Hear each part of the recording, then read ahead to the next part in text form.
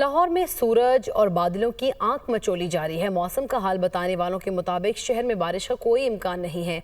मजीद बता रही हैं दुनिया न्यूज़ की नुमाइंदा सामिया सईद।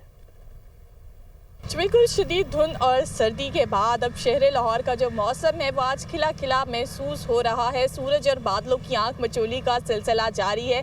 कभी आसमान पर सूरज की चलती हुई दिखाई दे रही है तो कभी जो है वो बादल की चलती हुई दिखाई दे रही है। अलबत्ता सूरज अपनी किरणें जो है वो ज़मीन पर बिखेर रहा है, जिससे शहरियों को भी जो है वो इस सर्दी के मौसम में कुछ रिलीफ मिला है।